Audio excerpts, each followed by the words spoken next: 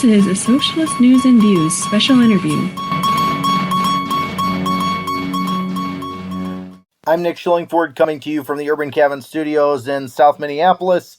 On today's special interview, we'll be talking again to Rick Majumdar about the situation on the ground in India currently. We'll be getting an update on movements on the ground in India. We'll go to the interview right now.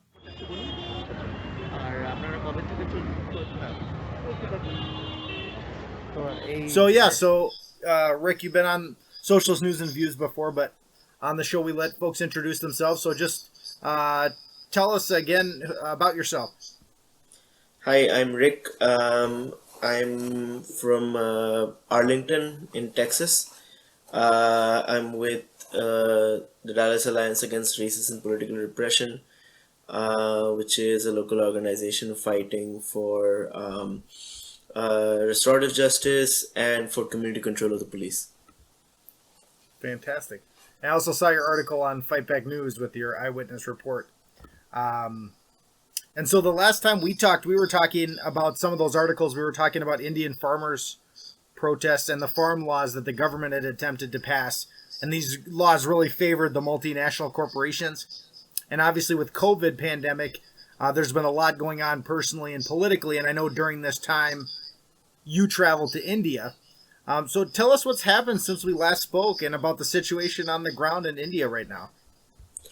When I first talked to you a few months ago, I think it was back in either March or April. Back then, the second wave of the pandemic hadn't hit yet. So what had happened is post March and in April, there was a few things which triggered the second wave. A few religious festivals, and definitely there was a lot of local elections that were happening, and precautions weren't taken during that time, especially by the ruling parties. And since the local election played such a huge role for, let's say, the BJP government, the Bharatiya Janata Party, who wants to come into power in West Bengal, my state, there was a spike in the numbers. And if we look at the numbers back in last year for India, the number of deaths were only they were 200,000 over a period of, let's say, a year. But between the period of April to June and July, the numbers matched. So there were 200,000 deaths before the first wave, and there was 200,000 deaths between April to June, which talks about the amount of deaths that happened, especially because of lack of preparations. The Indian government, the Bharatiya Janata Party, they were selling off vaccines to countries like South Africa, and locally to acquire these vaccines is quite difficult because people in India are having to pay first world rates. Right. Anything between $7 to $13. Whereas you see in America, you're probably getting that vaccine for free. Right.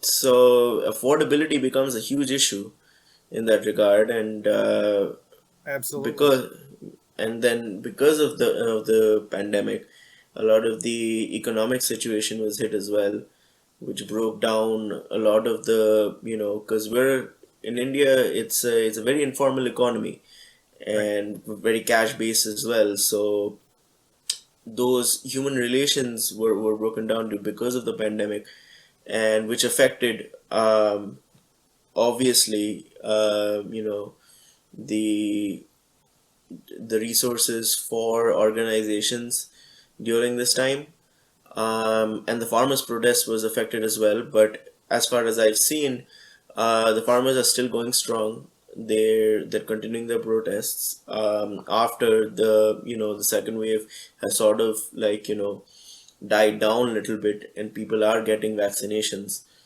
Right. The on ground report, I would say, is it's quite dire, but people are still going out there and protesting and doing the good work. And so when did you travel to India? You were there on the ground, right? Yeah, so I was there from the end of July till the end of September, so about 2 months. Right. And so you talked a little about COVID in your eyewitness report from India in Fight Yeah. Back News. Was there kind of like differences in how the pandemic was handled in different areas, like where you were versus other areas, etc.? Well, yes, I think it was quite differently handled in every state. Well,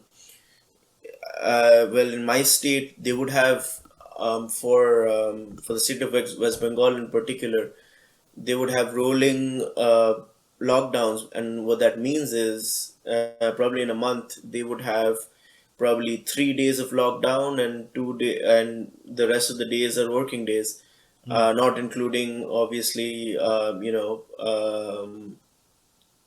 Saturdays and Sundays, weekends, uh, which was an attempt by the local government, the TMC government in West Bengal, to keep businesses open and keep the economy running.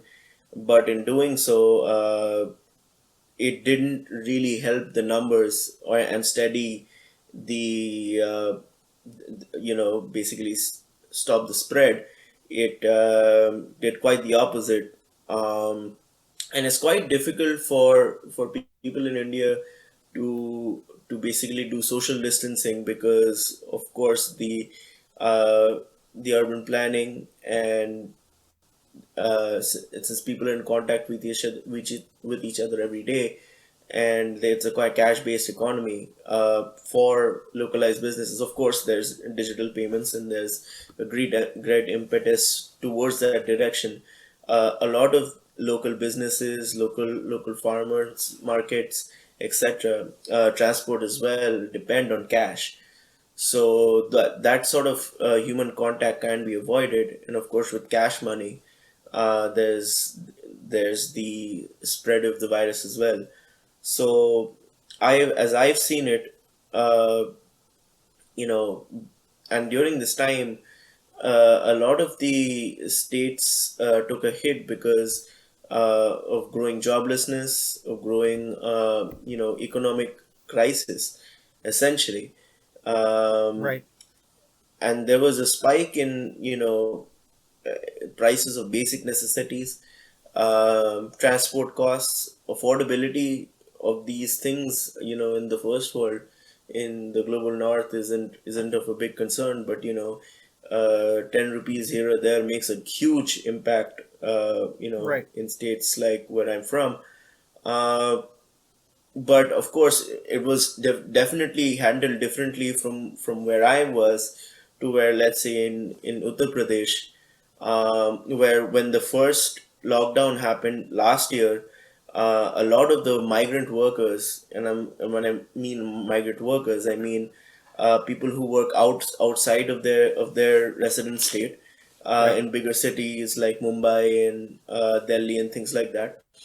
So the local governments over there basically shut down the entire state, and these people had to go back to their resident state.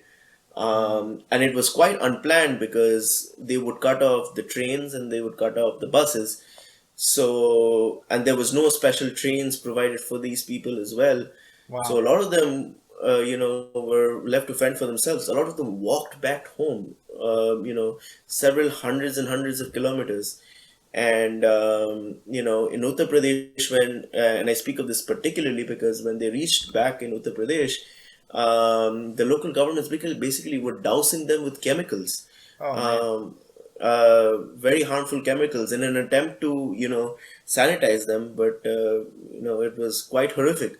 And a lot of them died as well because there was this one case where a family were walking along the lines of a train, and they were about to cross, and the entire family got killed by an oncoming train.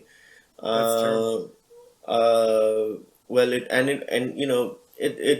was horribly managed in a lot of different states, but in certain states it was very well managed, like Kerala, Mm. where the Communist Party is in power, and they handled the pandemic excellently, and they were the first state to control not only the spread, but they were also able to distribute resources like oxygen, vaccines when neighboring states were in crisis. So, a very different scenario from the rest of India. Right, that's amazing. Yeah, Yeah. you mentioned before about you had been on to talk about the farmers last time, and you said the farmers are still going strong, but we don't see anything about the farmers really in Western media anymore. Why do you think that is? They're still going, but we don't hear anything about it. What's going on? Yeah, I would say that there is a huge media blackout from the Western press. Um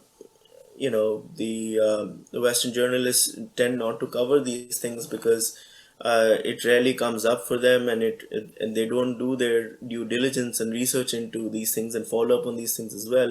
It's Right. sort of like a one and done situation, but in reality, it's a continuous process.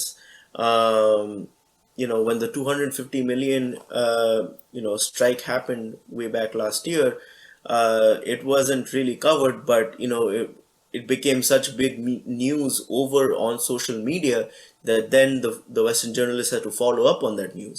Right. But essentially they were still behind from individual sources. Um, so I particularly would want to follow what particular organizations are doing and when they themselves are putting out on their own social media to get a better understanding of what's going down. Um, because it seems that Western press seems to be very focused on um, of course things that are happening locally, and it is important to cover things locally, Right. but people do question what happens to what's the follow up on a particular news regarding the farmers protest. So I would go in and do my own research and try and figure out how things are going down. Right, and that's why it's so important to have independent media like Fight Back News and Socialist News and Views, so that we can actually talk about what's going on. You brought back some audio from your time on the ground in India. Let's listen to that clip quick. All right, so yeah, this clip's about 3 minutes long, and you can tell Right. us what's being said. আমি হচ্ছে all India মহিলা সাংস্কৃতিক সংগঠনের কলকাতা জেলার পক্ষ থেকে আজকে আমরা এই ডিবিতে প্রতিবাদ সভা আমরা করছি। এটা হচ্ছে সারা দেশ জুড়েই প্রতিবাদ সভা হচ্ছে।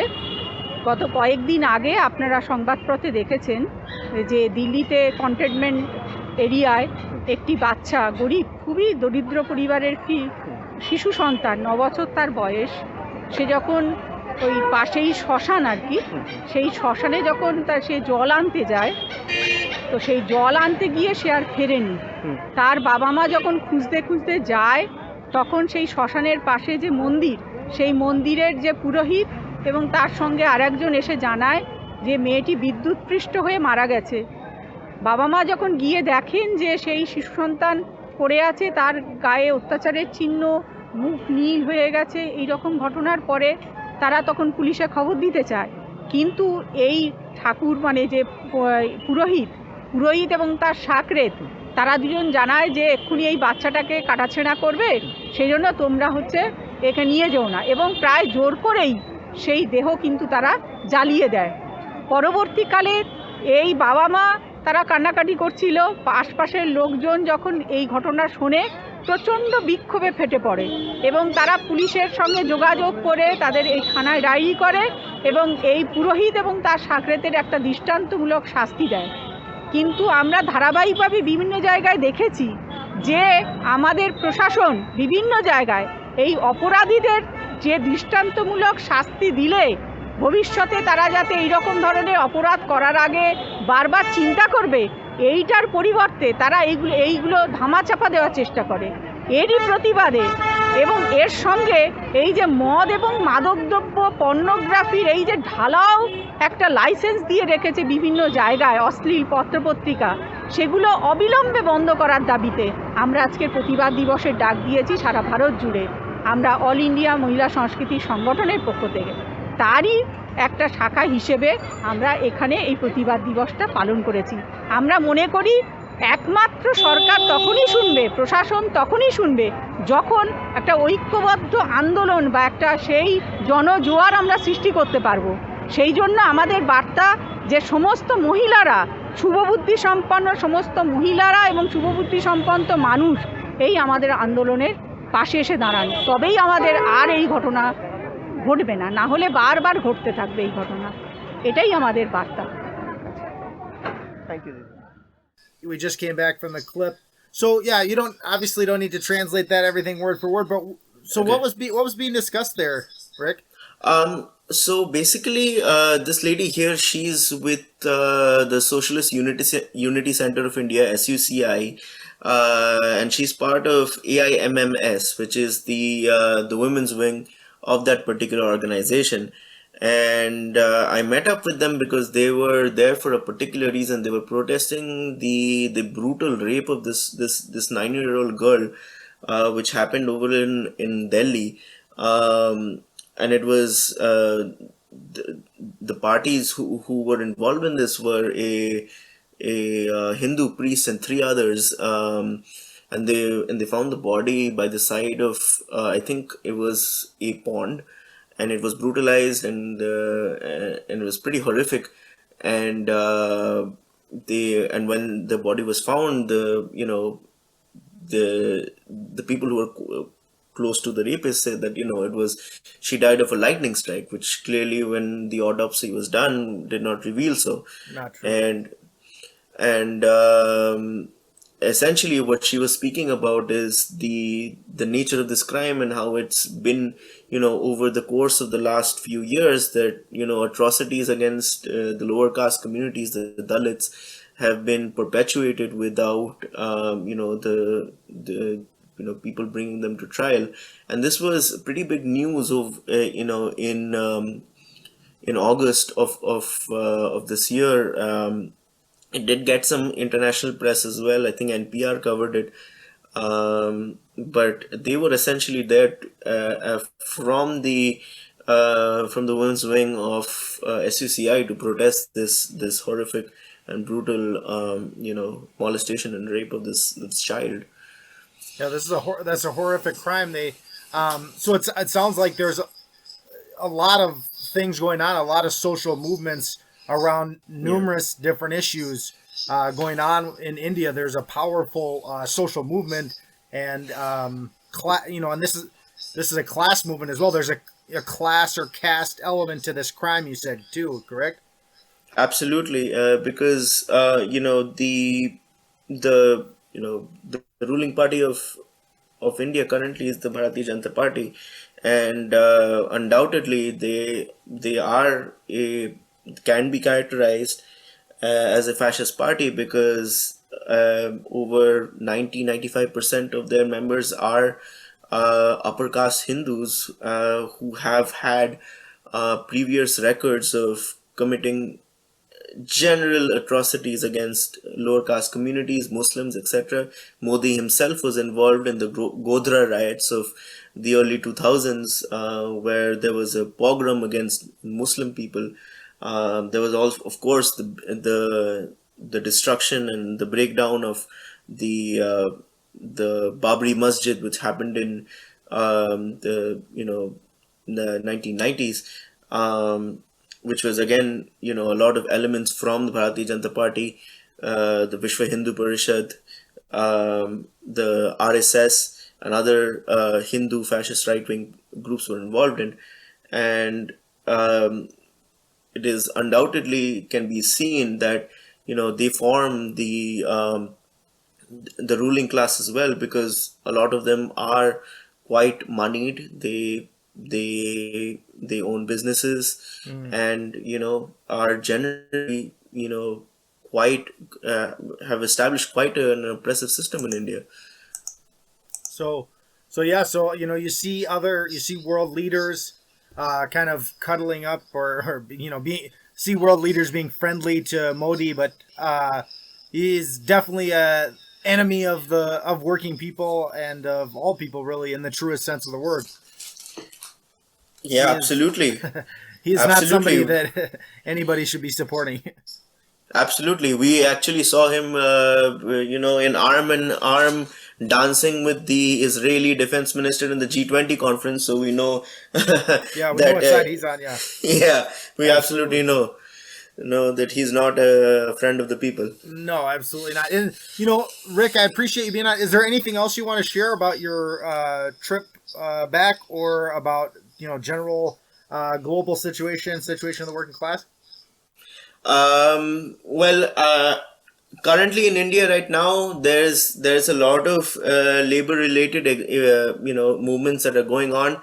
As we know that this is Striketober, and a lot of Right. things are happening in the United States as well, and we are very well aware of that. And long may that tradition continue. Locally, as far as I'm involved in my organization, I'm with the Dallas Alliance Against Racism and Political Repression, and we are going to our national conference next month. Oh, So if any of you are generous enough, we are having sponsorship drive, and any listeners, Right. we would love your contribution. Where can they find out about that, or where can they contribute? It is posted on the DARPER page. Again, it's the Dallas Alliance Against Racist and Political Repression. I know it's a mouthful. It's and we're on almost every social media. I think you can look us up on Twitter as well as DFW NARPER. Okay. And on Facebook we're just DARPER. So is that I- part of the National Alliance then? Yes, Or- yes. okay. So it's a chapter of the National Alliance in the Texas and Dallas region. Okay, fantastic. Yeah, so people can look for that. Let's see, Dallas Alliance Against Racism and Political Repression. Yes, And absolutely. they can look for that, and then they can donate to the upcoming conference you guys are having. Absolutely. Thank you so much. Thanks again for your time, Rick, and have a good day. Yeah, you too, man. And that's our interview.